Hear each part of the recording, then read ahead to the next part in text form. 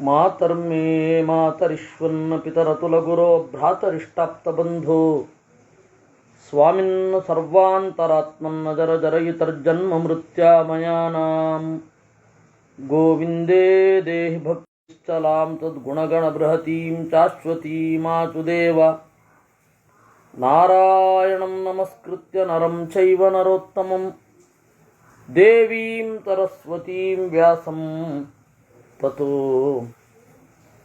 ಜಯಮುದೀರಯೇ ವಿಜಾನತಾಂ ಅವಿತ್ತಸ್ಯ ಮಧ್ವಸ್ಯ ಜಗತಿ ಗುರೋಃ ಪೂರ್ವಾಚಾರ್ಯಮಹಿಷ್ಠಾನಾಂ ಇಯಂ ಪ್ರಣತಿಮಾಲಿಕಾ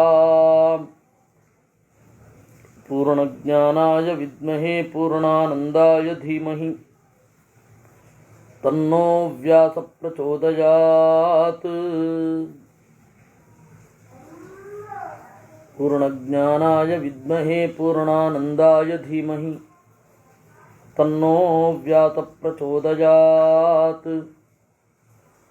ಯುಧಿಷ್ಠಿರಃ ಕಿಂ ಶೀಲಾ ಕಿಂ ಸಮುತ್ಥಾನಾಃ ಕಥಂ ರೂಪಾಶ್ಚ ಭಾರತ ಕಿಂ ಸನ್ನಾಃ ಕಥಂ ಶಸ್ತ್ರಾಃ ಜನಾಸ್ಯುಃ ಸಂಯುಗೇ ನೃಪಾಃ.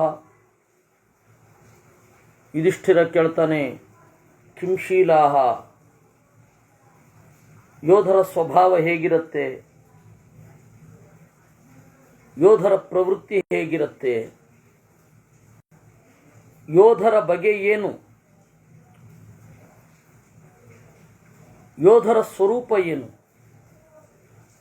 ಕಿಂ ಸನ್ನಾಹಾಹ, ಯೋಧರ ಬ್ರಾಟಪ್ ಹೇಗಿರುತ್ತೆ, ಯೋಧರ ಆಯುಧದ ಸ್ವರೂಪ ಏನು, ಅದನ್ನೆಲ್ಲ ಹೇಳಿ. Totally who is warrior.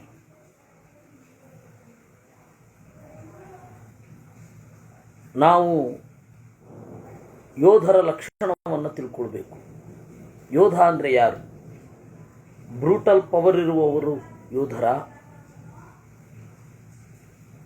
ಯಾರು?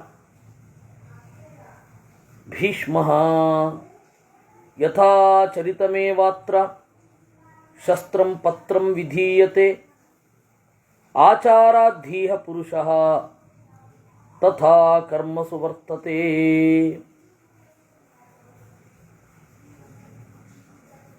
ಭೀಷ್ಮಾಚಾರ್ಯರು ಹೇಳ್ತಾರೆ, ನೋಡು ದೊರೆ, ಶಸ್ತ್ರ ಹೇಗೆ ಅಂತ ಕೇಳ್ತೀಯಲ್ಲ, ಅದಕ್ಕೆ ನಾನು ಮೊದಲು ಉತ್ತರ ಕೊಡ್ತೇನೆ. What kind of weapon one should wear? ಅದು ಅವರವರ ಸ್ವಭಾವಕ್ಕನುಗುಣವಾಗಿ ಅವರವರು ಆಯಾ ಆಯುಧವನ್ನು ಇಟ್ಕೊಳ್ತಾರೆ. ಯಥಾಚರಿತಮೇಮಾತ್ರ, ಅವರ ಕ್ಯಾರೆಕ್ಟರ್ ಹೇಗೋ ಆ ತರಹದ ಆಯುಧವನ್ನು ಅವರು ಇಟ್ಕೊಳ್ತಾರೆ. ಅವರವರ ಕ್ಯಾರೆಕ್ಟರ್ ಹೇಗೋ ಆ ತರಹದ ಪತ್ರ ಅಂದರೆ ವಾಹನ. ಸೊ ಆಯುಧ ಆಗಲಿ, ಒಬ್ಬನ ವಾಹನ ಆಗಲಿ, ಅವರ ಕ್ಯಾರೆಕ್ಟರ್ಗೆ ಅನುಗುಣವಾಗಿ ಇರ್ತದೆ. ಆಚಾರಾಧೀಹ ಪುರುಷ ಅವನ ಒಂದು ಲೈಫ್ ಸ್ಟೈಲನ್ನು ಇಟ್ಟುಕೊಂಡು ತಥಾ ಕರ್ಮಸು ವರ್ತತೆ, ಆಯಾ ಕರ್ಮಗಳಲ್ಲಿ ಒಬ್ಬ ತೊಡಗುತ್ತಾನೆ. ಇದಕ್ಕೆ ನಾನು ನಿನಗೆ ವಿಸ್ತಾರವಾದ ಪ್ರದೇಶದ ಪರಿಚಯವನ್ನು ಮಾಡಿಕೊಡ್ಬೇಕಾಗತ್ತೆ. ಜಿಯೋಗ್ರಾಫಿಕಲಿ ಯಾರ್ಯಾರು ಯಾವ ಯಾವ ಆಯುಧವನ್ನು ಇಷ್ಟಪಡ್ತಾರೆ, ಭೌಗೋಳಿಕವಾಗಿ ಯಾರ್ಯಾರು ಯಾವ ಯಾವ ಆಯುಧವನ್ನು ಹಿಡ್ಕೊಳ್ತಾರೆ, ಅದರಿಂದಾಗಿ ಅವರ ಮನಸ್ಥಿತಿ ಏನು ಅಂತನ್ನೋದನ್ನು ನೀನು ತಿಳ್ಕೊಳ್ಬೇಕಾಗತ್ತೆ. ಗಾಂಧಾರ ಸಿಂಧು ಸೌವೀರಾ ನಖರ ಪ್ರಾತಯೋಧಿನಃ ಅಭೀತವತ್ಸು ಬಲಿನಃ ತದ್ಬಲಂ ಸರ್ವಪಾರಗಂ. ಈಗಣ ಅಫ್ಘಾನಿಸ್ತಾನದವರು ಗಾಂಧಾರ, ಸಿಂಧು ಸೌವೀರ ಅಂದರೆ ಇಂಡಿಯನ್ ಪಂಜಾಬ್. ಅವರು ಉಗುರನ್ನು ಹೆಚ್ಚು ಬಳಸ್ತಾರೆ. ಪ್ರಾಸಯೋಧಿನಃ, ಎಸೆಯುವ ಆಯುಧ ಅಂದರೆ ಅವ್ರಿಗೆ ಬಹಳ ಇಷ್ಟ. ಪ್ರಾಸ ಅಂದರೆ ಎಸೆಯುವುದು, ಯತ್ ಪ್ರಾಸ್ಯತೆ. ಅವರಿಗೆ ಎಸೆಯುವ ಆಯುಧ ಇಷ್ಟ. ಬಹಳ ಬಲಿಷ್ಠರು. ಅಭೀತವತ್, ಫಿಯರ್ಲೆಸ್ ಬಿಹೇವಿಯರ್ ಇರುತ್ತೆ. ತದ್ಬಲಂ ಸರ್ವಪಾರಗಂ, ಅವರ ಯಾವುದೇ ಒಂದು ಬಲ ನಮ್ಮನ್ನು ಆಚೆ ದಡಕ್ಕೆ ಮುಟ್ಟಿಸುತ್ತೆ. ಅವರ ಸೈನ್ಯ ಸರ್ವಶಸ್ತ್ರೇಷು ಕುಶಲಿನ ಕುಶಲಾಹ ಶಸ್ತ್ರವಂತೋ ಶುಶೀನರಾಹ ಪ್ರಾಚ್ಯ ಮಾತಂಗ ಯುದ್ಧೇಶು ಕುಶಲಾಶಠಯೋಧಿನಃ. ಇನ್ನು ಸರ್ವಶಸ್ತ್ರೇಷು ಕುಶಲಾಹ, ಎಲ್ಲ ಶಸ್ತ್ರಗಳಲ್ಲಿ ಜಾಣರಾದವರು, ಎಲ್ಲ ಶಸ್ತ್ರಗಳನ್ನು ಬಳಸಬಲ್ಲವರು, ಕುಶೀನರರು. ಸ್ವಲ್ಪ ಪಂಜಾಬದ ಕಡೆಗೆ ಸಾಗಿದರೆ, ಸ್ವಲ್ಪ ಪಂಜಾಬದ ಆಚೆ ಅಮೃತಸರ್ ಮತ್ತು ಲಾಹೋರ್ನ ಮಧ್ಯೆ ಕುಶೀನರು. ಇನ್ನು ಬಂಗಾಳದವರು ಪ್ರಾಚ್ಯ ಮಾತಂಗ ಯುದ್ಧೇಶು, ಪೂರ್ವ ದಿಕ್ಕಿನವರು, ಪೂರ್ವ ಬಂಗಾಳ, ಪಶ್ಚಿಮ ಬಂಗಾಳ ಅಲ್ಲ, ಪೂರ್ವ ಬಂಗಾಳದವರು ಆನೆಗಳ ಯುದ್ಧದಲ್ಲಿ ಕುಶಲರು. ಶಠಯೋಧಿನಃ, ಮೊಂಡುತನ ಮಾಡಿ ಯುದ್ಧ ಮಾಡುವವರು, ಬಹಳ ಮೊಂಡರು. ತಥಾ ಯವನ ಕಾಂಭೋಜಾಃ ಮಧುರಾಂ ಅಭಿತಶ್ಚ ಏತೇಶ್ವ ಯುದ್ಧ ಕುಶಲಾಃ ದಾಕ್ಷಿಣಾತ್ಯಾಃ ಅಸಿಚರ್ಮಿಣಃ. ಇನ್ನು ಮಧುರೆಯ ಸುತ್ತಮುತ್ತಲಿರುವವರೆಲ್ಲ ಅಶ್ವಯುದ್ಧ ಕುಶಲಾಹ. ಆಮೇಲೆ ಆಚೆ ಉತ್ತರ ಪ್ರದೇಶದ ಪೂರ ಸುತ್ತಮುತ್ತ ಇರುವವರು ಕುದುರೆಯನ್ನು ಏರಿ ಯುದ್ಧ ಮಾಡುವುದರಲ್ಲಿ ಜಾಣರು. ದಕ್ಷಿಣ ದೇಶದವರು ಕತ್ತಿ ಗುರಾಣಿಗಳನ್ನು ಹಿಡಿದು ಯುದ್ಧ ಮಾಡಬಲ್ಲವರು. ಹೀಗಾಗಿ ನೀವು ಇವತ್ತಿಗೂ ಕೂಡ ಹೈದರಾಬಾದಿನ ಸಾಲಾರ್ಜಂಗ್ ಮ್ಯೂಸಿಯಮ್ಮಲ್ಲಿ ಆಗಿರಬಹುದು,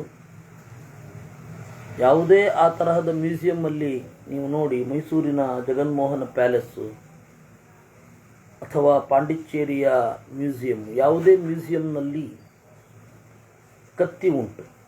ಕತ್ತಿಯ ಥರಥರದ ಆಕಾರಗಳೆಲ್ಲ ಉಂಟು. ಯಾಕೆಂದರೆ ವೇದವ್ಯಾಸರು ಅವತ್ತು ಆ ಜನರ ಆಯುಧವನ್ನು ಗುರುತಿಸಿ ಹೇಳಿದ್ದಾರೆ, ದಾಕ್ಷಿಣಾತ್ಯಾಹ ಅಸಿಚರ್ಮಿಣಃ ಅಂತ. ಆವಂತಿಕಾ ಮಹಾಶೂರಾಃ ಚತುರಂಗೇ ಚ ಮಾಲವಾಃ. ಅವಂತಿ ದೇಶದವರು ಶೂರರು, ಮಾಳವ ದೇಶದವರು ನಾಲ್ಕೂ ಕಡೆ ಇರುವವರು. ಸರ್ವತ್ರ ಶೂರಾಹ ಜಾಯಂತೆ, ಎಲ್ಲ ಕಡೆ ಶೂರರಿದ್ದಾರೆ. ಆಯುಧ ಅವರವರ ಅಭಿರುಚಿಗೆ ತಕ್ಕ ಹಾಗೆ ಇಟ್ಟುಕೊಳ್ಳುತ್ತಾರೆ. ಆದರೆ ಹರಿಯಾಣದವರು ಮೊದಲಾದವರೆಲ್ಲ ಕೆರಳಿದರೆ ಒಬ್ಬ 1000 ಜನರ ಎದುರುಗಡೆ ನಿಲ್ಲಬಲ್ಲ. ಏಕೋಪಿ ಸಹಸ್ರಸ್ಯ ಪ್ರಾಯೋ ದೇಶಾ ಸಮುದ್ದಿಷ್ಟಾ ಲಕ್ಷಣಾನಿ ಚ ಮೇ ಶೃಣು. ಇನ್ನು ಸಾಮಾನ್ಯ ಈ ಬೇರೆ ಬೇರೆ ದೇಶಗಳ ಬೇರೆ ಬೇರೆ ವಾರಿಯರ್ಸ್ ಅದನ್ನು ಹೇಳ್ತಾ ಬಂದರು. ಇವತ್ತಿಗೂ ಕೂಡ ನಾವು ಅದರ ಚಿಂತನೆಗಳನ್ನು ಮಾಡಬಹುದು. ಬಂಗಾಳದವರು ಹೇಗೆ, ಮತ್ತು ಹರಿಯಾಣದವರು ಹೇಗೆ, ಆಮೇಲೆ ಅಫ್ಘಾನಿಸ್ತಾನದವರು ಯಾವ ಆಯುಧವನ್ನು ಇಷ್ಟಪಡ್ತಾರೆ, ಪಾಕಿಸ್ತಾನಿಯನ್ ಪಂಜಾಬ್ ಅವರು ಯಾವ ಆಯುಧವನ್ನು ಇಷ್ಟಪಡ್ತಾರೆ, ಯಾಕೆ ಇಷ್ಟಪಡ್ತಾರೆ, ಅವರ ಆ ಆಯುಧದ ಸ್ವಭಾವ, ಆ ಆಯುಧದ ಉಪಯೋಗದ ರೀತಿ ಅವರ ಮನಸ್ಸಿಗೆ ಇಷ್ಟ ಆಗಿರುತ್ತೆ. ಯಾರು ಯಾವ ಆಯುಧವನ್ನು ಇಟ್ಕೊಳ್ತಾರೆ, ಆ ಆಯುಧವನ್ನು ಆಯ್ಕೆ ಮಾಡೋದರ ಹಿಂದಣ ಮನಸ್ಥಿತಿಯನ್ನು ಗಮನಿಸಬೇಕು. ಒಬ್ಬ ಯಾವ ಆಯುಧ ಇಷ್ಟ ಆಗುತ್ತೆ, 1,000 ಆಯುಧ ಇರುತ್ತೆ, ಅದರಲ್ಲಿ ಯಾವ ಆಯುಧ ಇಷ್ಟ ಆಗುತ್ತೆ ಆ ಮನಸ್ಥಿತಿಯನ್ನು ಅರ್ಥ ಮಾಡಿಕೊಳ್ಬೇಕು. ಯಾರು ಯಾವ ಆಯುಧದಲ್ಲಿ ಜಾಣರೋ ನೀವು ಅದರಿಂದಾಗಿ ಅವರ ಮನಸ್ಥಿತಿಯನ್ನು ಡಿಕೋಡ್ ಮಾಡಬೇಕು. ಇದು ಯೋಧರ ಮನಸ್ಥಿತಿಯನ್ನು ಡಿಕೋಡ್ ಮಾಡಿದರೆ ಗೆಲುವು ಅನ್ನೋದು ಸಹಜ.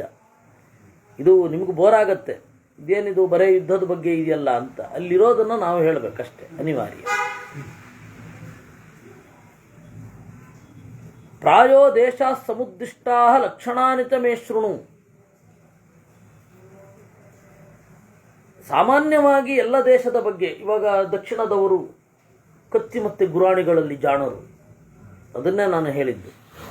ಸಾಲಾರ್ಜಂಗ್ ಮ್ಯೂಸಿಯಮ್ಮಲ್ಲಿ ಆಗಿರಬಹುದು, ಮೈಸೂರು ಜಗನ್ಮೋಹನ ಪ್ಯಾಲೇಸ್ ಆಗಿರಬಹುದು, ಯಾವುದೇ ಮ್ಯೂಸಿಯಂನಲ್ಲಿ ದಕ್ಷಿಣದವರ ಮ್ಯೂಸಿಯಂನಲ್ಲಿ ಕತ್ತಿ ಗುರಾಣಿಗಳು ಬಹಳ ಜಾಸ್ತಿ ಇರುತ್ತೆ. ಅಂದರೆ ಅದು ಅವ್ರಿಗಿಷ್ಟ. ಗದೆ ಕಡಿಮೆ, ಗದೆ ಯೂಸ್ ಮಾಡೋದೇ ಇಲ್ಲ. ಭೀಮಸೇನ ಆದಮೇಲೆ ಪ್ರಾಯ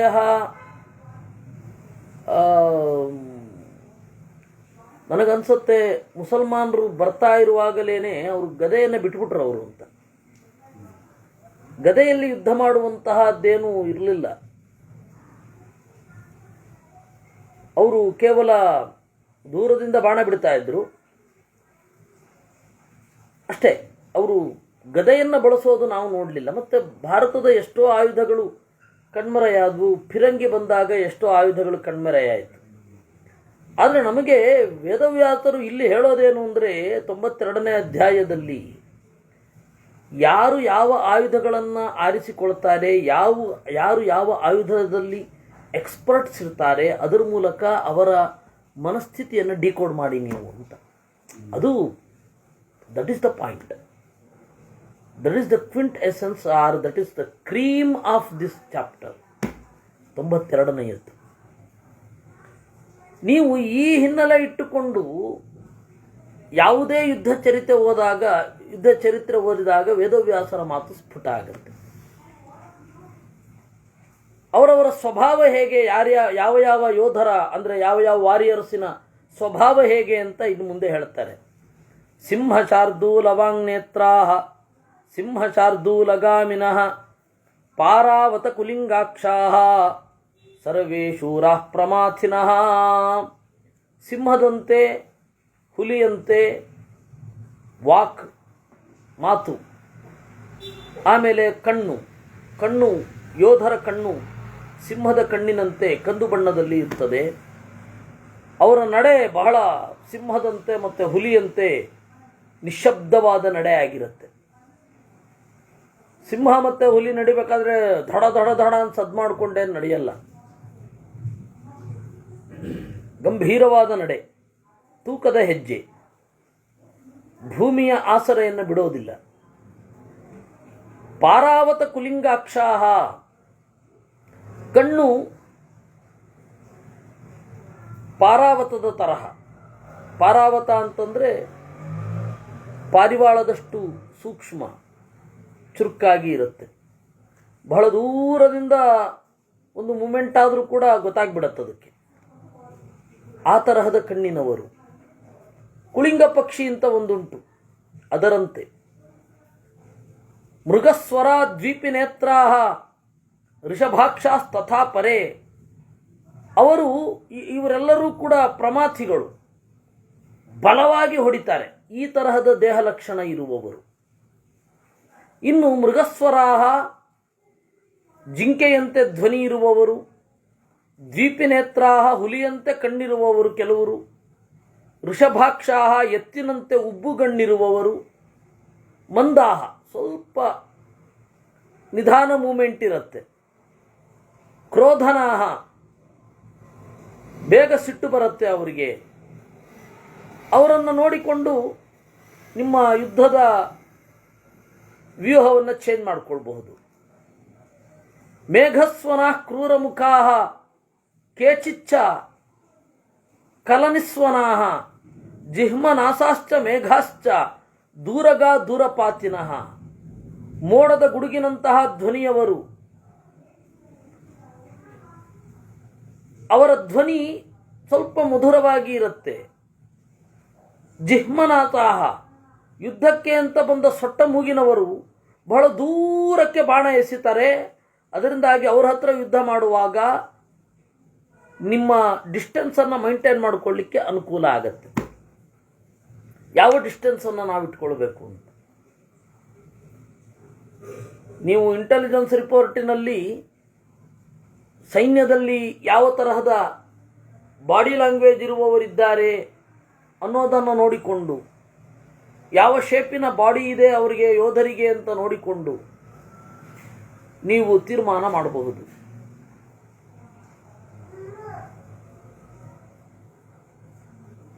ಈ ತರಹದ್ದನ್ನೆಲ್ಲ ಹೇಳಿದ್ರೆ ಇವತ್ತು ನೀವು ಯಾವುದಾದ್ರೂ ಮಿಲಿಟರಿ ಅಫಿಷಿಯಲ್ ಹತ್ರ ನಿಮ್ಮನ್ನು ಅವನು ಬಂಧಿಸೋದು ಗ್ಯಾರಂಟಿ. ನನಗೆ ಆದ ಅನುಭವವನ್ನು ನಾನು ಹೇಳ್ತಾ ಇದ್ದೇನೆ. ಯಾವುದೋ ಒಂದು ಸ್ಥಿರ ಸಣ್ಣ ವಿಚಾರ ಹೇಳಿದ್ದಕ್ಕೆ ಯಾರು ಹೇಳಿದ್ದು, ಇದೆಲ್ಲ ದೇಶ ರಹಸ್ಯ, ಯಾರು ಹೇಳಿದ್ದು, ಹೇಳಿದವನು ಹೇಳು, ನಿಂಗೆ ಹೆಂಗೆ ಗೊತ್ತಾಯಿತು ಅಂತ ಹಠ ಹಿಡಿದು ಬಿಟ್ಟ. ಇದೆಲ್ಲ ಇರುತ್ತೆ, ಇದೆ, ವೇದವ್ಯಾಸರು ಹೇಳಿದ್ದಾರೆ. ನಮಗೆ ಇದರ ಅನ್ವಯ ಗೊತ್ತಿಲ್ಲ, ನಿಜವಾಗಿಯೂ ಹೀಗೆ ಯೋಚನೆ ಮಾಡ್ತಾರಾ ಅಂತ ಗೊತ್ತಿಲ್ಲ. ಮಾಡ್ಬೋದು, ಯಾರಿಗೂ ಗೊತ್ತು. ಅದರಿಂದಾಗಿ ಮೋಡದ ಗುಡುಗಿನಂತಹ ಧ್ವನಿ ಇರುವವರು, ಕ್ರೂರವಾದ ಮೋರೆಯವರು, ಕಲನಿಸ್ವನಾಹ, ಮಿದುವಾದ ಮಾತಿನವರು, ಸೊಟ್ಟಾದ ಮೂಗಿನವರು, ದೂರ ನೋಡಬಲ್ಲವರು, ದೂರ ಎಸೆಯಬಲ್ಲವರು, ಬಿಡಾಲ ಕುಬ್ಜಾಸ್ತಬ್ಧಾಕ್ಷಾ ತನುಕೇಶಾಸ್ತನುತ್ವಚಃ ಶೀಘ್ರಾಶ್ಚಪಲಚಿತ್ತಾಶ್ಚ ತೇ ಭವಂತಿ ದುರಾಸದಾಃ. ಇನ್ನು ಕೆಲವು ಯೋಧರಿರ್ತಾರೆ, ಬಿಡಾಲ ಕುಬ್ಜಾಹ, ಬೆಕ್ಕಿನಂತೆ ಇರುವವರು, ಸ್ತಬ್ಧಾಕ್ಷಾಹ, ನೇರವಾದ ಕಣ್ಣೋಟದವರು. ಅವ್ರ ಕಣ್ಣು ನೋಟ ಮಾತ್ರ ನೇರವಾಗಿರುತ್ತೆ, ಆದರೆ ಅವರ ಮನಸ್ಸು ಪಟ ಪಟ ಪಟ ಪಟ ಪಟ ಪಟ ಹಂದಾಡ್ತಾ ಇರುತ್ತೆ. ತನುಕೇಶಾಹ, ಕೂದಲು ತೆಳ್ಳಗಿರುತ್ತೆ, ದಪ್ಪ ಇರಲ್ಲ, ಸ್ವಲ್ಪ ಕೂದಲಿನ ಒತ್ತು ಕಡಿಮೆ ಇರುತ್ತೆ. ತನುತ್ವಚಃ, ತೆಳುವಾದ ಚರ್ಮ ಇರುತ್ತೆ. ಅವರು ಶೀಘ್ರ, ಸಖತ್ ವೇಗ ಇರುತ್ತೆ ಅವ್ರಿಗೆ. ಚಪಲಚಿತ್ತಾಶ್ಚ, ಅವರ ಮನಸ್ಸು ಒಂದು ಕಡೆ ನಿಲ್ಲೋದಿಲ್ಲ, ಪಟ ಪಟ ಪಟ ಪಟ ಪಟ ಓಡಾಡ್ತಾ ಇರುತ್ತೆ. ತೇ ಭವಂತಿ ದುರಾಸದಾಹ, ಅವರನ್ನು ಎದುರಿಸೋದು ಬಹಳ ಕಷ್ಟ. ಈ ಶಾಸ್ತ್ರವನ್ನು ಅರಿತವ ಒಬ್ಬ ಯೋಧ ನಮ್ಮ ಈ ಕ್ಯಾರೆಕ್ಟರಿಸ್ಟಿಕ್ಸ್ ಏನಿದೆ ಅದನ್ನು ನೋಡಿದ್ರೆ ನಕ್ಕಾನು. ನಮ್ಮ ರಂಗಪ್ರಯೋಗದ ಅಥವಾ ಚಲನಚಿತ್ರ ಸೆಲ್ಯುಲಾಯ್ಡ್ ಫೀಲ್ಡ್ನಲ್ಲಿ ದೂರ ಹೊಡೆಯೋನು ಅಂತ ಒಬ್ಬನನ್ನು ನೇಮಿಸಿರ್ತೀವಿ. ಈ ತರಹ ಇರಲ್ಲ, ಅವನಿಗೆ ಈ ಲಕ್ಷಣಗಳಿರಲ್ಲ. ಅವ್ನು ನೋಡಿದ್ರೆ ನಗ್ತಾನೆ ಅಂತ ಅನ್ಸುತ್ತೆ ನನಗೆ, ಯಾಕೆಂದರೆ ಅವ್ರಿಗೆ ಅನುಭವ ಅದು. ಗೌರ ನಿಮೀಲಿತ ಕೇಚಿತ್, ಅವರನ್ನು ದುರಾಸದಾಹ, ಅವರನ್ನು ಹೊಡಿಲಿಕ್ಕೆ ಕಷ್ಟ ಆಗ್ತದೆ, ಅವರನ್ನು ಯುದ್ಧದಲ್ಲಿ ರಿಸೀವ್ ಮಾಡೋದು ಕಷ್ಟ ಆಗತ್ತೆ ಅಂತಾರೆ ವೇದವ್ಯಾಸರು. ಗೌರ ನಿಮೀಲಿತ ಕೇಚಿತ್ ಮೃದು ಪ್ರಕೃತಯೋ ಜನಾ ತುರಂಗಗತಿ ನಿರ್ಘೋಷಾ ತೇ ನರಾಃ ಪಾರಯಿಷ್ಣವಃ. ಗೌರಾಹ, ಸ್ವಲ್ಪ ಬೆಳ್ಳಗಿರುವವರು, ನಿಮೀಲಿತಾಹ, ಆಗಾಗ ಕಣ್ಮುಚ್ಚಿ ಯೋಚಿಸುವವರು, ಮಿದುವಾದ ನಡೆ, ಮಿದುವಾದ ಮಾತಿರುವವರು, ತುರಂಗಗತಿ ನಿರ್ಘೋಷಾಹ, ಕುದುರೆಯ ಹಾಗೆ ಧ್ವನಿ ಇರುವವರು, ಇವರೆಲ್ಲರೂ ಕೂಡ ತೇ ನರಾಹ ಪಾರಯಿಷ್ಣವಃ, ಅವರಿಗೆ ಗೆಲುವು ಮುಖ್ಯ ಆಗುತ್ತೆ. ನೀವು ಸೈನಿಕರ ದೇಹ ಭಾಷೆಯನ್ನು ನೋಡಿಕೊಂಡು ಯಾವ ಯಾವ ಸೈನಿಕರ ಬಾಡಿ ಲ್ಯಾಂಗ್ವೇಜ್ ಯಾವ್ಯಾವ ರೀತಿ ಇದೆ ಅಂತ ಹೇಳಿ ಇದರ ಮೂಲಕ ತಿಳ್ಕೊಳ್ಬಹುದು.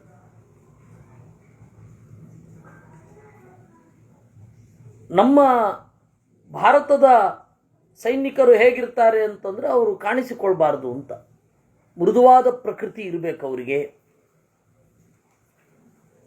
ಆಮೇಲೆ 10 ಜನರಲ್ಲಿ ಕಾಣಿಸಿಕೊಳ್ಳಬಾರ್ದು, ಬಹಳ ಸಹಜವಾಗಿರಬೇಕು. ಹೆಚ್ಚು ಗನ್ನನ್ನು ಯೂಸ್ ಮಾಡಬಾರದು. ನಮ್ಮಲ್ಲಿ ಸೈನಿಕರಿಗೆ ಕೊಡುವ ಟ್ರೈನಿಂಗ್ ಹೆಚ್ಚು ಗನ್ನನ್ನು ಯೂಸ್ ಮಾಡಬಾರದು. ಆದರೆ ಅಮೇರಿಕಾದ ಒಬ್ಬ ಸೈನಿಕ ಎಲ್ಲರಲ್ಲಿ ಎದ್ದು ಕಾಣಬೇಕು ಅಂತ ಅವರು ಬಯಸ್ತಾರೆ, ಎಲ್ಲರಲ್ಲಿ ಎದ್ದು ಕಾಣಿಸ್ತಾರೆ. ಅವರು ಇಲ್ಲಿ ಹೇಳಿದ ಹಾಗೆ ಅಮೇರಿಕನ್ ಸೈನಿಕರ ಜಿಹ್ಮನಾಸಾಹ, ಸೊಟ್ಟ ಮೂಗಿನವರು. ನೀವು ಗಮನಿಸಿ, ಅಮೇರಿಕಾದ ಸೈನಿಕರು ಹೆಚ್ಚು ಕಡಿಮೆ ಸೊಟ್ಟ ಮೂಗಿರುತ್ತೆ, ವೇದವ್ಯಾಸರು ಹೇಳಿದ ಹಾಗೆ. ದೂರಗಾಹ, ದೂರಪಾತಿನಃ, ಬಹಳ ದೂರದವರೆಗೆ ಫೈರ್ ಮಾಡ್ತಾರೆ, ಆದರೆ ಹೋರಾಡ್ಲಿಕ್ಕೆ ಬರಲ್ಲ. ಇಲ್ಲಿ ಹೇಳ್ತಾರಲ್ಲ, ಶೀಘ್ರಾಹ ಚಪಲಚಿತ್ತಾಶ್ಚ ಬಿಡಾಲ ಕುಬ್ಜಾಹ ಸ್ತಬ್ಧಾಕ್ಷಾಹ. ಬಹಳ ಎತ್ತರ ಇದ್ರೂ ಸೇರಿಸ್ಕೊಳ್ಳಲ್ಲ ಭಾರತೀಯ ಸೈನ್ಯ, ನೆನಪಿರಲಿ. ಬಹಳ ಭಾರ ಇದ್ರೆ ನಿಮಗೆ ಕುದುರೆಯಲ್ಲಿ ಹೋಗ್ಲಿಕ್ಕಾಗಲ್ಲ ಅಂತ ಸೇರಿಸ್ಕೊಳ್ಳೋದಿಲ್ಲ. ಕತ್ತೆ ಮೇಲೆ ನಿಮಗೆ ಕೂಡ್ಲಿಕ್ಕಾಗದೆ ಹೋದ್ರೆ, ನಿಮ್ಮ ಭಾರವನ್ನು ಕತ್ತೆಯೋ ಕುದುರೆಯೋ ತಡೆಯದಿದ್ದರೆ ಸೈನಿಕರಾಗಿ ಸೇರಿಸ್ಕೊಳ್ಳೋದಿಲ್ಲ. ಯಾಕೆಂದರೆ 6-2, 6-3 ಇರುವ ಗಟ್ಟಿ ಇರುವವರನ್ನ ಸೈನ್ಯ ತಿರಸ್ಕಾರ ಮಾಡಿದ್ದನ್ನು ನಾನು ಕೇಳಿದ್ದೇನೆ. ಯಾಕೆ ಅಂದರೆ ನಿನ್ನ ಭಾರವನ್ನು ಕುದುರೆ ತಡೆಯೋದಿಲ್ಲ, ಮತ್ತು ಕತ್ತೆ ತಡೆಯೋದಿಲ್ಲ. ಹೀಗಾಗಿ ಬೇಡ ಅಂತ ತಿರಸ್ಕಾರ ಮಾಡಿಬಿಡ್ತಾರೆ. ನಾರ್ಮಲ್ ಹೈಟ್ ಇರಬೇಕು, ಅಂದರೆ ಅವನು ಪೌರ ಜನರಲ್ಲಿ ಮಿಂಗಲ್ ಆಗಿಬಿಡ್ಬೇಕು. ವೇದವ್ಯಾಸರು ನೋಡಿ ಹೇಳ್ತಾರೆ, ಅವರೇ ದುರಾಸದಾಹ. ಹ್ಯಾಂಡ್ ಟು ಹ್ಯಾಂಡ್ ಫೈಟ್ ಬಂದಾಗ ಕಷ್ಟ. ಮತ್ತು ಚೀನಾದ ಸೈನಿಕರು ಮತ್ತು ಮಂಗೋಲಿಯನ್ ಸೈನಿಕರನ್ನು ನೀವು ನೋಡಿ, ಸೇಮ್ ಬಿಡಾಲ ಕುಬ್ಜಾಹ, ಎತ್ತರ ಕಡಿಮೆ ಇರುತ್ತೆ ಅವರಿಗೆ, ಬೆಕ್ಕಿನ ತರಹ ಇರ್ತಾರೆ. ಸ್ತಬ್ಧಾಕ್ಷಾಹ, ನಿಟಾರನೆ ಒಂದು ಕಡೆ ನಿಂತ ಕಣ್ಣು. ಏನು ವೇದವ್ಯಾಸರು ಇದೆಲ್ಲ ಹೇಳ್ತಾರೆ ಅಂದರೆ ಹೇಳ್ತಾರೆ ಅವರು, ಯದಿಹಾಸ್ತಿ ತದನ್ಯತ್ರ ಅಲ್ವಾ. ತನುಕೇಶಾಹ, ಕೂದಲು ಕಡಿಮೆ ಅವರಿಗೆ. ತನುತ್ವಚಃ, ತೆಳುವಾದ ಚರ್ಮದವರು. ಅವ್ರದ್ದು ಹಳದಿ ಎದ್ದು ಕಾಣ್ತಾ ಇರುತ್ತೆ ಚೀನಾದವರು. ನೀವು ಈ ದೃಷ್ಟಿಯಿಂದ, ಈ 92ನೇ ಅಧ್ಯಾಯದ ದೃಷ್ಟಿಯಿಂದ, ವಿಶೇಷತಃ ನೀವು ಎದುರುಗಡೆ ಇರುವವರು ನೋಡಿ, ಇದನ್ನ ಇಟ್ಕೊಂಡು ನೋಡಿ ಕ್ಯಾರೆಕ್ಟರಿಸ್ಟಿಕ್ಸ್ ಹೇಗೆ ಮಾಡಿರ್ತಾರೆ ಅಂತ. ಅದರಿಂದ ಮೃಗಸ್ವರಾಹ ದ್ವೀಪಿನೇತ್ರಾಹ ಅದನ್ನೆಲ್ಲ ಹೇಳಿದ್ರು ಇವರು.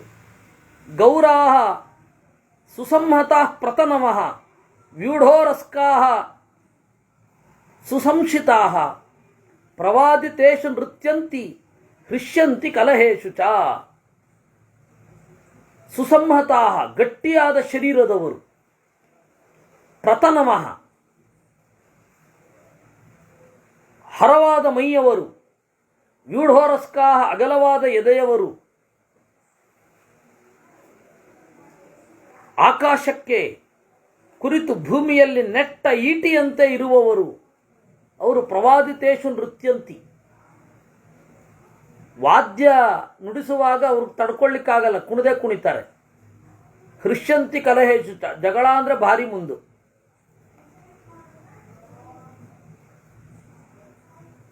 ಮೊನ್ನೆ ಚೀನಾದೊಂದು ಗಲಾಟೆ ಆಯಿತು ಚೀನಾದ ಮೇಲೆ. ಅವರೆಲ್ಲ ಹೆಚ್ಚಿನ ಜನ ಹರಿಯಾಣವಿ ಯೋಧರೇ.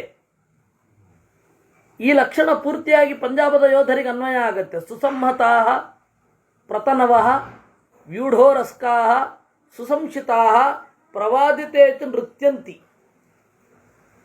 ಅವರು ವಾದ್ಯ ಮೊಳಗಿತು ಅಂತಂದರೆ ನರ್ತನ ಮಾಡಲೇಬೇಕು. ಇಡೀ ಪಂಜಾಬದವರ ಮದುವೆ, ಪಂಜಾಬದವರ ಯಾವುದೇ ಒಂದು ಫಂಕ್ಷನ್ನಲ್ಲಿ ನರ್ತನ ಇಲ್ಲದೆ ಆಗೋದೇ ಇಲ್ಲ. ಹೃಷ್ಯಂತಿ ಕಲಹೇಶು ಚ, ಜಗಳ ಭಾರೀ ಮುಂದೆ. ಮೊದಲು ಹೊಡೆದು ಬಿಟ್ಟೆ ಆಮೇಲೆ ಕೇಳೋರು ಏನಿದು ಅಂತ. ಸ್ವಲ್ಪ ಬಂಗಾಳದವರು ಆಗಿದ್ದಾರಂತೆ. ಆದರೆ ನಮಗೆ ಈ ಲಕ್ಷಣ ಪೂರ್ತಿಯಾಗಿ ಅನ್ವಯ ಆಗೋದಲ್ಲಿ. ಗಂಭೀರಾಕ್ಷಾ ನಿಸೃಷ್ಟಾಕ್ಷಾಃ ಪಿಂಗಕಾ ಭ್ರುಕುಟಿ ಮುಖಾಃ ನಕುಲಾಕ್ಷಾಸ್ತಥಾ ಚೈತೆ ಸರ್ವೇ ಶೂರಾಸ್ತನುತ್ಯಜಃ. ಇನ್ನು ದೇಹವನ್ನು ತೊರೆಯಲಿಕ್ಕೆ ಗ್ಯಾರಂಟಿ ನಿಶ್ಚಯ ಮಾಡಿಕೊಂಡವರು ಕೆಲವರಿದ್ದಾರೆ. ಗಂಭೀರಾಕ್ಷಾಹ, ಗಂಭೀರವಾದ ಕಣ್ಣಿನವರು, ದೃಷ್ಟಿಯವರು. ನಿಸೃಷ್ಟಾಕ್ಷಾಹ, ಗುರಾಯಿಸಿ ನೋಡುವವರು. ಪಿಂಗಕಾಹ, ಸ್ವಲ್ಪ ಬೂದು ಬಣ್ಣದವರು. ಭ್ರುಕುಟೀಮುಖಾಹ, ಹುಬ್ಬು ಗಂಟಿಕ್ಕಿದವರು. ನಕುಲಾಕ್ಷಾಹ, ಮುಂಗುಸಿಯಂತೆ ಕಣ್ಣಿನವರು. ಅವರೆಲ್ಲ ತನುತ್ಯಜ, ದೇಹವನ್ನೇ ತ್ಯಾಗ ಮಾಡ್ತಾರೆ ಕೆಲಸಕ್ಕಾಗಿ. ಜಿಹ್ಮಾಕ್ಷಾಹ ಪ್ರಲಲಾಟಾಶ್ಚ ನಿರ್ಮಾಂಸಹನವೋ ವ್ಯಥಾಃ ವಕ್ರಬಾಹು ಅಂಗುಲೀಸಕ್ತಾಃ ಕೃಶಾ ಧಮನಿ ಸಂತತಾಃ. ಇನ್ನು ಜಿಹ್ಮಾಕ್ಷಾಹ, ವಕ್ರವಾದ ಕಣ್ಣಿನವರು. ಇನ್ನು ಪ್ರಲಲಾಟಾಹ, ಅಗಲವಾದ ಹಣೆಯವರು. ನಿರ್ಮಾಂಸ ಹನವಃ, ಕೆನ್ನೆಯಲ್ಲಿ ಮಾಂಸವಿರದವರು. ಅವ್ಯಥಾಹ, ಖತಿಗೊಳ್ಳದವರು. ವಕ್ರಬಾಹ್ ವಂಗುಲಿ ಸಕ್ತಾಹ, ಸ್ವಲ್ಪ ವಕ್ರವಾಗಿ ಕೈಯಾಡಿಸುವವರು. ನೇರವಾಗಿ ಅವರ ಕೈ ಹೋಗೋದಿಲ್ಲ. ಆಮೇಲೆ ಸ್ವಲ್ಪ ಬಾಗಿದ ತೊಡೆಯವರು. ಕೃಶಾಹ ಧಮನಿ ಸಂತತಾಹ, ತೆಳ್ಳಗಿರುವವರು. ಧಮನಿ ಮಾತ್ರ ಕಾಣ್ತಾ ಇರುತ್ತೆ. ಪ್ರವೇಪಂತೆ ಹಿ ವೇಗೇನ ಸಾಂಪರಾಯೇಷುಪಸ್ಥಿತೆ ವಾರಣಾ ಇವ ಸಮ್ಮತ್ತಾಃ ತೇ ಭವಂತಿ ದುರಾತದಾಃ. ಯುದ್ಧ ಅಂತ ಬಂದಾಗ ಪ್ರವೇಪಂತೆ, ಹುಚ್ಚೆದ್ದು ಹರಿಯುತ್ತಾರೆ. ದೇಹ ಅವ್ರ ಕಂಟ್ರೋಲಲ್ಲಿರೋದಿಲ್ಲ. ಅವರನ್ನು ಎದುರಿಸೋದು ಭಾರಿ ಕಷ್ಟ. ತೇ ಭವಂತಿ ದುರಾಸದಾಹ. ಈ ಯೋಧರ ದೈಹಿಕ ಲಕ್ಷಣವನ್ನು ತಿಳಿದು ನೀವು ಯಾವ ರೀತಿ ಯುದ್ಧ ಮಾಡಬೇಕು ಅಂತ ತೀರ್ಮಾನ ಮಾಡಿಕೊಳ್ಬೇಕು. ದೀಪ್ತ ಸ್ಫುಟಿತ ಕೇಶಾಂತಾಃ ಸ್ಥೂಲ ಪಾರ್ಶ್ವಹನೂಮುಖಾಃ ಉನ್ನತಾಂಸಾ ಪೃಥುಗ್ರೀವಾಃ ವಿಕಟಾ ಸ್ಥೂಲ ಪಿಂಡಿಕಾಃ ಉದ್ಬಂಧಾ ಇವ ಸುಗ್ರೀವಾಃ ವಿನತಾ ವಿಹಗಾ ಇವ ಪಿಂಡ ಶೀರ್ಷಾ ಹಿ ವಕ್ತ್ರಾಶ್ಚ ಪೃಷದಂ ಚ ಮುಖಾಸ್ತಥಾ. ಉಗ್ರಸ್ವರಾ ಮನ್ಯುಮಂತಃ ಯುದ್ಧೇಶ್ವಾವಾರ ಆರಾವಸಾರಿಣಃ ಅಧರ್ಮಜ್ಞಾವಲಿಪ್ತಾಶ್ಚ ಘೋರಾ ರೌದ್ರ ಪ್ರದರಚನಾಃ. ಇನ್ನು ದೀಪ್ತ ಸ್ಫುಟಿತ ಕೇಶಾಂತಾಃ, ಸೀಳಾದ ತಲೆಯವರು. ಸ್ಥೂಲ ಪಾರ್ಶ್ವ ಹನೂಮುಖಾಃ,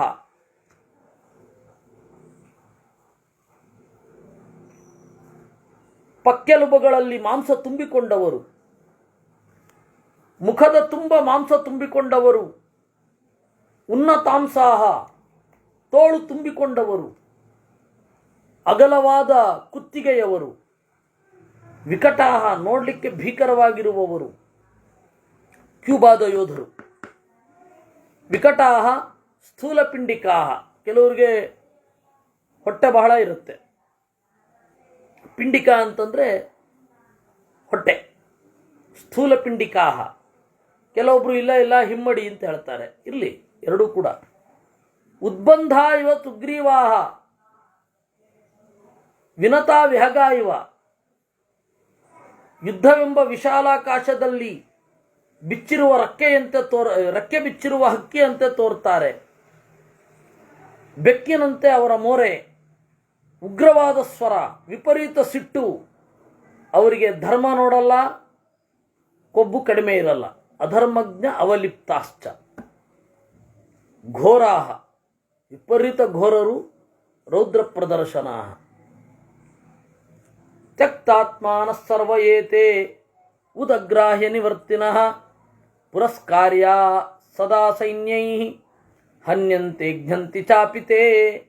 ಹೀಗೆ ಈ ತರಹದ ಯೋಧರು ಎಲ್ಲೆಲ್ಲಿರ್ತಾರೆ, ಆ ದೇಶದ ಆಯುಧದ ರೀತಿ, ಆಯುಧವನ್ನು ಆರಿಸಿಕೊಳ್ಳೋದರ ಹಿಂದೆ ಇರುವ ಮನಸ್ಥಿತಿ, ಅವರ ಬ್ರಾಟಪ್ಪು ಬ್ಯಾಕಪ್ಪು ಎಲ್ಲವನ್ನು ನೋಡಿಕೊಂಡು ಯುದ್ಧವನ್ನು ಚಿಂತಿಸಬೇಕು. ಅಧಾರ್ಮಿಕ ಭಿನ್ನ ವೃತ್ತಾ ಸಾಧ್ವೇ ವೈಶಾಂ ಪರಾಭವ ಏವಮೇವ ಪ್ರರುಷ್ಯಂತೆ ರಾಜ್ಞೋ ಹ್ಯೇತೆ ಶಭೀಕ್ಷ್ಣತಃ. ಈ ಥರದವ್ರು ಬಹಳ ಬೇಕಾಗ್ತಾರೆ ರಾಜರಿಗೆ. ಅದರಿಂದಾಗಿ ಯೋಧರ ಲಕ್ಷಣ ನೀನು ಕೇಳಿದೆ, ಯಾವ ತರಹದ ಆಯುಧಗಳನ್ನು ಯಾವ ತರಹದ ಯೋಧರು ಹಿಡಿತಾರೆ ಅಂತ ಕೇಳಿದೆ, ಅದನ್ನು ನಾನು ನಿನಗೆ ಹೇಳಿದ್ದೇನೆ ಅಂತ ಭೀಷ್ಮಾಚಾರ್ಯರು ಹೇಳ್ತಾರೆ. ಇಲ್ಲಿಗೆ 92ನೇ ಅಧ್ಯಾಯ ಮುಗಿದಿದೆ. ಯುಧಿಷ್ಠಿರ ಜೈನ್ಯಾಃ ಕಾನಿ ರೂಪಾಣಿ ಭವಂತಿ ಭರತರಚಭಾ ಪೃತನಾಯ ಪ್ರಶಸ್ತಾನಿ ತಾನಿ ಹೇಚ್ಛಾಮಿ ವೇದಿತುಂ. ಜೈನ್ಯಾಃ ಕಾನಿ ರೂಪಾಣಿ. ಒಂದು ಸೇನೆ ಯುದ್ಧದಲ್ಲಿ ಗೆಲ್ಲತ್ತೆ ಅಂತಂದರೆ ಯಾವ ತರಹದ ಗುರುತುಗಳಿರುತ್ತೆ? ಪೃತನಾಯ ಪ್ರಶಸ್ತಾನಿ, ಅದನ್ನು ನನಗೆ ತಿಳ್ಕೊಳ್ಬೇಕು. ಭೀಷ್ಮ ಜೈನ್ಯಾಯಾನಿ ರೂಪಾಣಿ ಭವಂತಿ ಭರತರಚಭಾ ಪೃತನಾಯ ಪ್ರಶಸ್ತಾನಿ ತಾನಿ ವಕ್ಷ್ಯಾಮಿ ಕೃತ್ಸ್ನಶಃ. ಒಂದು ಸೇನೆ ಯುದ್ಧಕ್ಕೆ ಜಯಕ್ಕೆ ಹತ್ತಿರವಾಗಿದೆ ಅಂತ ಹೇಗೆ ತಿಳಿಯೋದು? ನೋಡಪ್ಪ, ಇದಕ್ಕೆ ಉತ್ತರ ದೈವೇ ಪೂರ್ವಂ ಹಿ ಕುರುತೆ ಮಾನುಷೇ ಕಾಲಚೋದಿತೆ. ಸಾಮಾನ್ಯವಾಗಿ ದೈವೇ ಪೂರ್ವಂ ಹಿ ಕುರುತೆ, ಮೊದಲು ದೈವ ತೀರ್ಮಾನ ಮಾಡಿರುತ್ತೆ. ಆ ದೈವ ಕಾಲರೂಪದಿಂದ ಮನುಷ್ಯರ ಬುದ್ಧಿಯನ್ನು ಪ್ರಚೋದನೆ ಮಾಡುತ್ತೆ. ಅದನ್ನು ಮನುಷ್ಯರು ಕಾಣುತ್ತಾರೆ ಜ್ಞಾನದ ಕಣ್ಣಿನಿಂದ. ಅದಕ್ಕಾಗಿ ಹೋಮಾದಿಗಳನ್ನು ಮಾಡುತ್ತಾರೆ. ಪ್ರಾಯಶ್ಚಿತ್ತ ವಿಧಿಂ ಚಾತ್ರ ಜಪ ಹೋಮಾಂಶ್ಚ ತದ್ವಿಧಃ ಮಂಗಲಾನಿ ಚ ಕುರ್ವಂತಿ ಶಮಯಂತ್ಯ ಹಿತಾನ್ಯಪಿ. ಪ್ರಾಯಶ್ಚಿತ್ತವನ್ನು ಮಾಡಿಸ್ತಾರೆ, ಜಪವನ್ನು ಮಾಡಿಸ್ತಾರೆ, ಹೋಮಗಳನ್ನು ಮಾಡಿಸ್ತಾರೆ, ಮಂಗಳಗಳನ್ನು ಮಾಡಿಸ್ತಾರೆ. ಪಾಪ ಪರಿಹಾರ ಆಗುವಂತೆ, ಅಹಿತ ಪರಿಹಾರ ಆಗುವಂತೆ ದೇವರಲ್ಲಿ ಪ್ರಾರ್ಥನೆ ಮಾಡ್ತಾರೆ. ಮನ್ಯು ಸೂಕ್ತ, ಸೇನಾ ನಿಯೋಜನ ಸೂಕ್ತ. ಅಥರ್ವ ವೇದದಲ್ಲಿ ಈ ತರಹದ ಸೂಕ್ತಗಳು ಬೇಕಾಷ್ಟಿದೆ. ನಾವು ಈಗ ಅದನ್ನು ಜನರಿಗೆ ಬಳಸ್ತಾ ಇಲ್ಲ ಅಷ್ಟೇ. ಎಲ್ಲ ವಿಚಾರ ವ್ಯಾಧಿಗಳೆಲ್ಲ ಪ್ರಶ್ನೆ ಮಾಡ್ತಾರೆ. ನಿಮ್ಮ ವೇದ ಅಷ್ಟು ಪ್ರಬಲವೇ ಆಗಿದ್ದರೆ ಯಾಕೆ ಪಾಕಿಸ್ತಾನ ಯುದ್ಧಕ್ಕೆ ಬಂದಾಗ ನೀವು ಯಾಕೆ ಬಳಸೋಲ್ಲ ಅಂತ. ಹೌದು, ಬಳಸೋ ಬುದ್ಧಿ ನಮಗಿಲ್ಲ. ಯಾಕೆ ಬಳಸೋ ಬುದ್ಧಿ ನಮಗಿಲ್ಲ ಅಂದರೆ, ಜ್ಯೋತಿಷ್ಕರಿಗಾಗಲಿ ಪುರೋಹಿತರಿಗಾಗಲಿ ಅದು ಬಹಳ ದೊಡ್ಡ ಮಟ್ಟದಲ್ಲಿ ಯೋಚನೆ ಹೋಗೋದೇ ಇಲ್ಲ. ಜ್ಯೋತಿಷ್ಕರಿಗೆ ಬಿಡಿ, ಅದು ಇತ್ತೀಚೆಗೆ ಡೆವಲಪ್ ಆದ ಶಾಸ್ತ್ರ. ವರಾಹ ಮಿಹಿರನ ಕಾಲದಿಂದ ಅದು ಡೆವಲಪ್ ಆಗಿದ್ದು. ಬೇರೆ ಶಾಸ್ತ್ರ ಅಂದರೆ ಬಹಳ ದೊಡ್ಡ ಮಟ್ಟದಲ್ಲಿ ಆ ತರಹದ ಯೋಚನೆಗಳು ಹೊರಡೋದೇ ಇಲ್ಲ ನಮಗೆ. ಯೋಜನೆ ಎರಡೂ ಕೂಡ ಹೊರಡೋಲ್ಲ. ಅವತ್ತಿನ ಕಾಲದಲ್ಲಿ ಈ ತರಹದ ಫಲಿತಾಂಶಗಳಿಂದ ಅವರು ಚಿಂತನೆ ಮಾಡೋರು. ಪ್ರಾಯಶ್ಚಿತ್ತ ಇದ್ದರೆ ಮುಂದುವರಿಯೋರು, ಜಪಹೋಮಾದಿಗಳನ್ನು ಮಾಡೋರು. ಕೇವಲ ಜಪಹೋಮಾದಿಗಳಿಂದ ಶತ್ರುನಾಶ ಆಗಲ್ಲ ಅನ್ನೋದು ನಿಶ್ಚಯ. ಅದನ್ನು ಯಾರೂ ಹೇಳೋದಿಲ್ಲ. ಮಂತ್ರಕ್ಕೆ ಮಾವಿನಕಾಯಿ ಉದರಲ್ಲ ಅಂತಲೇ ವೇದಾಂತವೂ ಹೇಳೋದು. ಅದಕ್ಕೆ ಮಧ್ವಾಚಾರ್ಯರು ಕೂಡ ತಂತ್ರಸಾರ ಸಂಗ್ರಹದಲ್ಲಿ ಒಂದು ಮಾತು ಹೇಳ್ತಾರೆ, ಶರಾನ್ ಜಯಾಯ ಜುಹುಯಾತ್ ಅಭಿಮಂತ್ರ್ಯ ಪ್ರಯೋಜಯೇತ್ ಅಂತ. ಶರಾನ್ ದರ್ಭೆಗಳನ್ನು ಹೋಮ ಮಾಡಬೇಕು. ಎಲ್ಲಿ? ಅಗ್ನಿಯಲ್ಲಿ. ಅಭಿಮಂತ್ರ ಪ್ರಯೋಜಯತ್. ಆಮೇಲೆ ಶರಾನ್ ಅಂದರೆ ದರ್ಭೆ ಅಂತ ಒಂದು ಅರ್ಥ ಇದೆ, ಬಾಣ ಅಂತಿದೆ. ಅಭಿಮಂತ್ರಣ ಮಾಡಿ ಬಿಡಬೇಕು. ನೀವು ಹೋಮ ಮಾಡಿದ್ರೆ ಸಾಲದು. ಅದರಿಂದ ಎರಡೂ ಮಾಡಬೇಕು. ನಾವು ಆ ತರಹ ಆಗೋದಿದ್ರೆ ಕೇವಲ ಮಂತ್ರಾದಿಗಳಿಂದಲೇ ಬೇರೆ ಶತ್ರು ಸೈನ್ಯವನ್ನು ನಾಶ ಮಾಡಿಬಿಡಬಹುದಿತ್ತು. ಪ್ರಾಯಶ್ಚಿತ್ತ ವಿಧಿಂ ಚಾತ್ರ ಉದೀರ್ಣ ಮನತೋ ಯೋಧಾ ಇದಿರುತ್ತೆ. ಇರಲಿ. ಇನ್ನು ಸೇನೆಯ ವಿಷಯಕ್ಕೆ ಬಂದರೆ, ಉದೀರ್ಣ ಮನತೋ ಯೋಧಾ ವಾಹನಾನಿ ಚ ಭಾರತ ಯಸ್ಯಾಂ ಭವಂತಿ ತೇನಾಯಾಂ ಧ್ರುವಂ ತಸ್ಯ ಜಯೋ ಭವೇತ್. ಯಾವ ಸೇನೆಯ ಯೋಧರ ಮನಸ್ಸು ಉತ್ಕೃಷ್ಟವಾಗಿರುತ್ತದೋ, ವಾಹನಗಳು ಚೆನ್ನಾಗಿ ಇರ್ತದೋ, ಅಂದರೆ ವಾಹನ ಅಂತಂದರೆ ಆನೆ, ಕುದುರೆ ಮೊದಲಾದವುಗಳು. ಇವತ್ತು ಅವುಗಳನ್ನು ಬಳಸ್ತಾರೆ. ಈಗ ನಾಯಿ ಮೊದಲಾದವುಗಳು ಸೇರ್ಪಡೆಯಾಗಿದೆ ಅಂತ ಇಟ್ಕೊಳ್ಳಿ. ಅವತ್ತು ನಾಯಿಗಳನ್ನು ಬಳಸ್ತಾ ಇದ್ರು, ಬೇಟೆ ನಾಯಿಗಳನ್ನು ಅವತ್ತು ಬಳಸ್ತಾ ಇದ್ರು. ಧರ್ಮರಾಜನದ್ದು ಬೇಟೆ ನಾಯಿಗಳು ಇದ್ವು. ಉದೀರ್ಣ ಮನತೋ ಯೋಧಾ ವಾಹನಾನಿ ಚ ಭಾರತ. ಯಾವ ಸೇನೆಯಲ್ಲಿ ಇರುತ್ತೋ ಅವರ ಸೇನೆಗೆ ಜಯ ಖಚಿತ. ಅನ್ವೇವ ವಾಯವೋ ವಾಂತಿ ತಥೈವೇಂದ್ರ ಧನುಂಷಿ ಚ ಅನುಪ್ಲವಂತೆ ಮೇಘಾಶ್ಚ ತಥಾದಿತ್ಯಸ್ಯ ರಶ್ಮಯಃ. ತಂಗಾಳಿ ಬೀಸ್ತು ಅಂತ ಹೇಳಿದ್ರೆ ನಮಗೆ ಗೆಲುವು ಸಿದ್ಧ ಅಂತ. ಗೋಮಾಯವಶ್ಚಾನುಲೋಮ ಬಲ ಗೃಧ್ರಾಶ್ಚ ತರ್ವಚಃ. ಎಡಗಡೆಯಿಂದ ಬಲಗಡೆಗೆ ನದಿಗಳು ಹೋದರೆ, ಎಡಗಡೆಯಿಂದ ಬಲಗಡೆಗೆ ಗೃಧ್ರಾಹ ಹದ್ದುಗಳು ಹೋದರೆ ಸಾಹಿ ಸಿದ್ಧಿರ್ ಅನುತ್ತಮ. ಇದೇನು ಮೂಢನಂಬಿಕೆ, ಸೂಪರ್ಸ್ಟಿಷಿಯಸ್ ಬಿಲೀಫ್ ಅಂತ ಅನ್ಬೇಡಿ. ನೀವು ಯಾವುದೇ ಯೋಧರ ಹತ್ರ ಹೋದರೂ ಅವರಿಗೆ ಈ ನಂಬಿಕೆ ಇದ್ದೇ ಇರುತ್ತೆ. ಇವಾಗ ಶ್ರೀಲಂಕನ್ ಯೋಧರಿಗೆ ಬಾಳೆಯ ಮರದ ನೆರಳು ಬಿತ್ತು ಅಂತ ಹೇಳಿದ್ರೆ ಅವರ ಕೋಣೆಯ ಮೇಲೆ ಅವರಿಗೆ ಸೋಲು ಖಚಿತ ಅಂತ ಶ್ರೀಲಂಕನ್ ಯೋಧರ ನಂಬಿಕೆ. ಅದು ಬಾಳೆಯ ಮರದ ನೆರಳು ಅವರ ಇದ್ದ ಜಾಗದ ಮೇಲೆ ಬೀಳಬಾರ್ದು, ಬಿದ್ದರೆ ನಮ್ಗೆ ಅಪಜಯ ಆಗತ್ತೆ ಅಂತ. ಆ ತರಹದ್ದು ಜಗತ್ತಿನಾದ್ಯಂತ ಇರುವ ಸೈನಿಕ ಶಿಬಿರಗಳಲ್ಲಿ ಅವರವ್ರದೇ ಆದ ನಂಬಿಕೆ ಇದ್ದೇ ಇರುತ್ತೆ. ಅದನ್ನು ನೀವು ಒಂದು ಮಹಾಭಾರತದಲ್ಲೇ ಹೇಳಿದ್ದನ್ನು ಇಲ್ಲ ಅಂತ ಅನ್ಬೇಡಿ.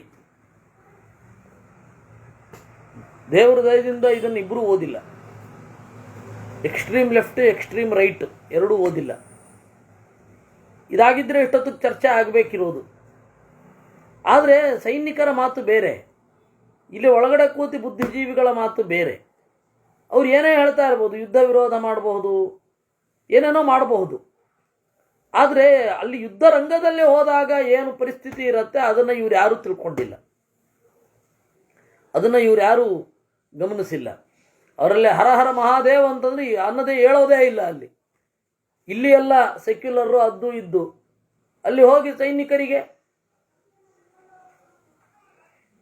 ಅವರವ್ರದೇ ಆದ ಒಂದೊಂದು ಘೋಷಣೆಗಳಿರುತ್ತೆ, ಅದನ್ನು ಇಟ್ಕೊಂಡು ಹೇಳೋದೆ. ಹೀಗಾಗಿ ಮತ್ತೆ ಇದು ಸೂಚನೆ ಹೌದು. ತಂಗಾಳಿ ಬೀಸ್ತಾ ಇದ್ದಾಗ ಮನಸ್ಸು ಆಹ್ಲಾದ ಆಗುತ್ತೆ, ಮನಸ್ಸಿಗೊಂದು ಬಲ ಇರುತ್ತಲ್ವ. ಮತ್ತೆ ಮುಂಬರುವುದನ್ನು ಮನಸ್ಸು ಸೂಕ್ಷ್ಮವಾಗಿ ಗ್ರಹಿಸಿ ಬಾಡೋದೋ, ಮುದುಡೋದೋ, ಅರಳೋದೋ ಆಗಿರುತ್ತೆ. ಪ್ರಸನ್ನ ಭಾಪಾವಕ ಊರ್ಧ್ವರಶ್ಮಿ ಪ್ರದಕ್ಷಿಣಾವರ್ತ ಶಿಖೋ ವಿಧೂಮಃ ಪುಣ್ಯಾಗಂಧಾಶ್ಚಾಹುತೀನಾಂ ಭವಂತಿ ಜಯಶ್ಚೈತದ್ಭಾವಿನೋ ರೂಪಮಾಹುಹು. ಇನ್ನು ಅಗ್ನಿಯಲ್ಲಿ ತೋರುವಂತಹ ಅಗ್ನಿ ಪ್ರಸನ್ನವಾದ ಕಾಂತಿ ಉಳ್ಳವನಾಗಿ ಮೇಲುಗಡೆಗೆ ಅವನ ಜ್ವಾಲೆಗಳು ಹೋಗ್ತಾ ಇದ್ರೆ,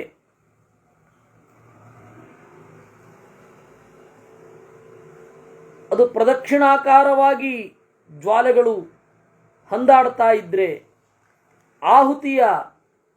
ಆಹುತಿ ಹಾಕಿದ ಕೂಡಲೇ ಪರಿಮಳ ಮೂಗಿಗೆ ಅಡರಿದರೆ ಓ ಈ ರಾಜನ ಸೈನಿಕರು ಗೆಲ್ತಾರೆ ಅಂತ.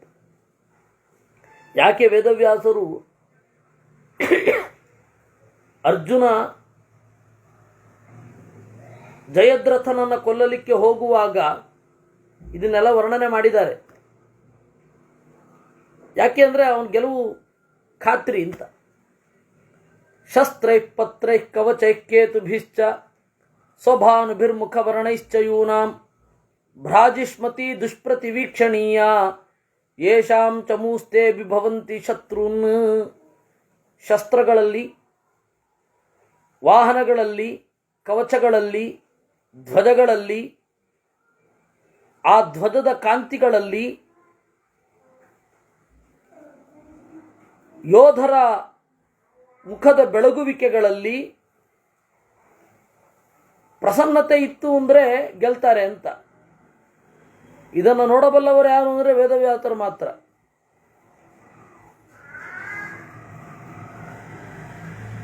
ಉಪನಿಷತ್ತಿನಲ್ಲಿ ಪ್ರತಿಬೋಧ ವಿದಿತಂ ಮತಮೃತತ್ವಂ ಹಿ ವಿಂದತೆ ಅಂತ, ಪ್ರತಿಬೋಧ ವಿದಿತಂ ಮತಂ ಅಮೃತತ್ವಂ ಹಿ ವಿಂದತೆ. ದೇವರು ಪ್ರತಿಬೋಧ ಅಂತ ತಿಳಿಬೇಕಂತೆ. ಇದರ ಒಂದರ್ಥ ಇದೆ, ಅಧಮಾರ ಸ್ವಾಮಿಗಳು ಹೇಳಿದ್ದು, ದೊಡ್ಡವರು ಅಂದರೆ ವಿಬುಧೇಶರು ಹೇಳಿದ್ದು ಒಂದರ್ಥ. ಪ್ರತಿಬೋಧ ವಿದಿತಂ ಅಂದರೆ ಪ್ರತಿಯೊಬ್ಬನ ಪ್ರಜ್ಞೆ, ಪ್ರತಿ ಇರುವ ಬೋಧ, ಪ್ರತಿರ್ವೀಪ್ಸಾಯಾಮ್ ಅಂತ. ಆ ಪ್ರತಿಬೋಧದ ಮೂಲಕ ವಿಶಿಷ್ಟವಾಗಿ ತಿಳಿಯಲ್ಪಟ್ಟವ ಪ್ರತಿಬೋಧ ವಿದಿತ ಅಂತ.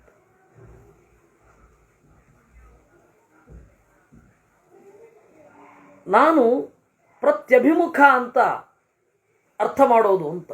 ಪ್ರತಿಯೊಬ್ಬರ ಎದುರುಗಡೆ ಅವನು ಇರ್ತಾನೆ. ವೇದವ್ಯಾಸರು ಹಾಗಿರೋದ್ರಿಂದ ಈ ಎಲ್ಲದರ ಕಾಂತಿ ಮನೋಹರವಾಗಿದ್ದರೆ ಅಂತಾರೆ. ಶಸ್ತ್ರ, ಪತ್ರ ಅಂದರೆ ವಾಹನ, ಕವಚ, ಧ್ವಜ, ಮುಖವರ್ಣ ಎಲ್ಲದರ ಎದುರುಗಡೆ ಇದ್ದು ಅದರ ಪ್ರಸನ್ನತೆಯನ್ನು ಗಮನಿಸಿ, ಈ ತರಹದ ಪ್ರಸನ್ನತೆ ಇದ್ದರೆ ಗೆಲ್ತಾರೆ ಅಂತ ಹೇಳಲಿಕ್ಕೆ ಅವ್ರಿಗೆ ಮಾತ್ರ ಸಾಧ್ಯ ಅಲ್ವಾ. ಭೀಷ್ಮಾಚಾರ್ಯರು ಅದನ್ನು ಹೇಳ್ತಾರೆ. ಇಷ್ಟ ಮೃಗಾ ಪೃಷ್ಠತೋ ವಾಮತಶ್ಚ ಸಂಪ್ರಸ್ಥಿತಾನಾಂಚ ಗಮಿಷ್ಯತಾಂಚ ಜಿಘಾಂಸತಾಂ ದಕ್ಷಿಣತಃ ಸಿದ್ಧಿಮಾಹು ಯೇತ್ವಗ್ರತಸ್ತೆ ಪ್ರತಿಷೇಧಯಂತಿ. ಇನ್ನು ಮಂಗಳ ಎನಿಸಿದ ಮೃಗಗಳು ಹಿಂದೆಯೂ ಎಡಗಡೆಯೂ ಇರ್ತವೆ. ಯಾವಾಗ?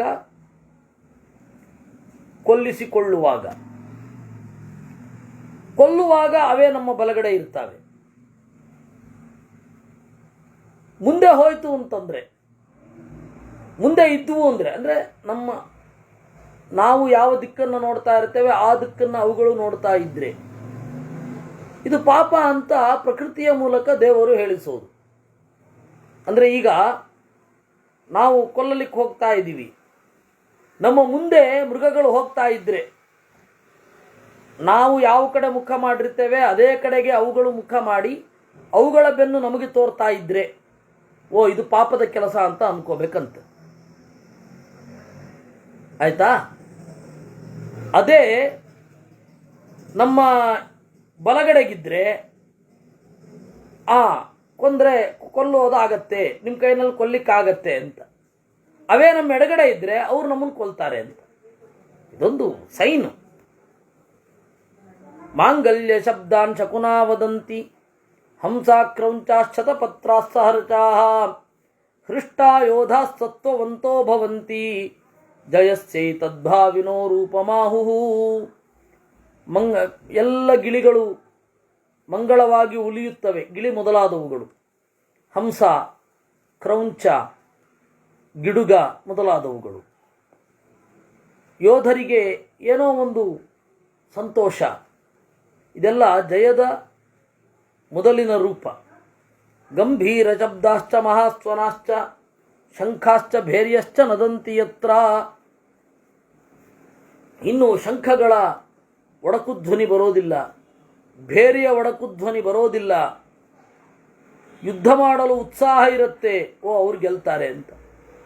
ಶುಶ್ರೂಷವಶ್ಚಾನಭಿಮಾನಿನಶ್ಚ ಪರಸ್ಪರಂ ಸೌಹೃದಮಾಸ್ಥಿತಾಶ್ಚ ಯೇಷಾಂ ಯೋಧಾಶ್ಚೌರ್ಯಮನುಷ್ಠಿತಾಶ್ಚ ಜಯಶ್ಚೈ ತದ್ಭಾವಿನೋ ರೂಪಮಾಹುಹು. ನಮ್ಮನ್ನು ಸೇವಿಸುವವರು, ಅಭಿಮಾನವಿರದವರು, ಆದರೆ ನಮ್ಮನ್ನು ಆಗ ಬಹಳ ಪ್ರೀತಿಸ್ತಾರೆ. ಅವಾಗ ನಮ್ಮ ಗೆಲುವು ಖಾತ್ರಿ ಅಂತ ಅರ್ಥ. ದೈವ ನಮಗೆ ಒಲಿದಿದೆ ಅಂತ ಅರ್ಥ. ಶಬ್ದಾಸ್ಪರ್ಶಾಸ್ತಥಾ ಗಂಧಾ ವಿಚರಂತಿ ಮನಪ್ರಿಯಾ. ಶಬ್ದ ಮೊದಲಾದವುಗಳು ಒಳ್ಳೆ ಮನೋಹರ. ಶಬ್ದ, ಸ್ಪರ್ಶ, ರೂಪ, ರಥ, ಗಂಧ ಮನಸ್ಸಿಗೆ ಪ್ರಿಯ ಆಯಿತು ಅಂದರೆ, ಯೋಧರಿಗೆ ಧೈರ್ಯ ಬಂತು ಅಂದರೆ ವಿಜಯಸ್ಯ ಮುಖಂ ಹಿತತ್, ಗೆಲುವಿನ ಸೂಚನೆ ಅದು. ಶಬ್ದೋ ವಾಮ ಪ್ರಸ್ಥಿತಸ್ಯ ದಕ್ಷಿಣಶ್ಚ ವಿವೀಕ್ಷತಃ ಪಶ್ಚಾತ್ ಸಂಸಾಧಯತ್ತೇನಂ ಪುರಸ್ತಾತ್ ಪ್ರತಿಷೇಧತಿ. ಹಾಗೆ ಯಾವ ಸದ್ದು ಯಾವ ಕಡೆಗೆ ಚೆನ್ನಾಗಿ ಕೇಳುತ್ತೆ ಅದಕ್ಕನುಗುಣವಾಗಿ ಫಲ ಇರುತ್ತೆ. ಸಂಹತ್ಯ ಮಹತೀಂ ತೇನಾಂ ಚತುರಂಗಾಂ ಯುಧಿಷ್ಠಿರ ಸಾಮ್ನೈವಾ ವರ್ತಯನ್ ಪೂರ್ವಂ ಪ್ರಯತೇತಾಸ್ತತೋ ಯುಧಿ. ಹಿರಿದಾದ ಸೇನೆಯನ್ನು ಇಟ್ಟುಕೊಂಡಿದ್ರೂ ಕೂಡ ಎದುರಾಳಿಯನ್ನು ಸಂತೈಸುವಂತೆಯೇ ರಾಜ ಇದ್ದ ಅಂದರೆ ಅವನಿಗೆ ಖಂಡಿತ ಗೆಲುವು ಅಂತ ಅರ್ಥ. ಯಾಕೆಂದರೆ ಗರ್ವ ಇಲ್ಲ ಅಂತ, ಓವರ್ ಕಾನ್ಫಿಡೆನ್ಸ್ ಇರೋದಿಲ್ಲ ಅಂತ ಅರ್ಥ. ಜಘನ್ಯಯೇತ ವಿಜಯೋ ಯದ್ಯುದ್ಧೇ ತಾಮಭಾಚಣಂ ಯದೃಚ್ಛಯ ಯುಧಿಜಯೋ ದೈವೇನೇತಿ ವಿಚಾರಣಾ. ಸಾಮಾನ್ಯವಾಗಿ ಯುದ್ಧದಲ್ಲಿ ಸಾಮಭಾಷಣ ಅನ್ನೋದು ಅಸಂಗತ. ಸಾಮದಿಂದ ಗೆಲುವು ಏನಿದೆ ಅದು ಅತ್ಯಂತ ನೀಚ ಕೂಡ. ನೀವು ನಮಗೆ ಸ್ವಾತಂತ್ರ್ಯ ಕೊಡಬೇಕು, ನಾನು ಇಲ್ಲ ಅಂದರೆ ಉಪವಾಸ ಮಾಡಿಬಿಡ್ತೀನಿ, ನೀವು ನನ್ನ ಮಾತು ಕೇಳಲಿಲ್ಲ ಅಂದರೆ ನಾನು ಊಟ ಬಿಟ್ಬಿಡ್ತೀನಿ, ಇದು ಜಘನ್ಯ ಅಂತಾರೆ. ನೀವ್ಯಾಕೆ ಊಟ ಬಿಡಬೇಕು? ಅವರು ಮಾಡಿದ ತಪ್ಪಿಗೆ, ಅವರು ಮಾಡುವ ತಪ್ಪಿಗೆ ಏನು ಮಾಡಲಿಕ್ಕಾಗಲ್ಲ. ವೇದವ್ಯಾಸರು ಹೀಗೆ ಹೇಳಿದ್ದಾರೆ ಅಷ್ಟೇ. ಹಾಗೆ ಮಾಡ್ತಾ ಇದ್ರಲ್ಲ ಅಂದ್ರೆ ನಾವೇನು ಮಾಡೋಣ? ಹಾಗೆ ಮಾಡೋ ಅಗತ್ಯ ಇಲ್ಲ.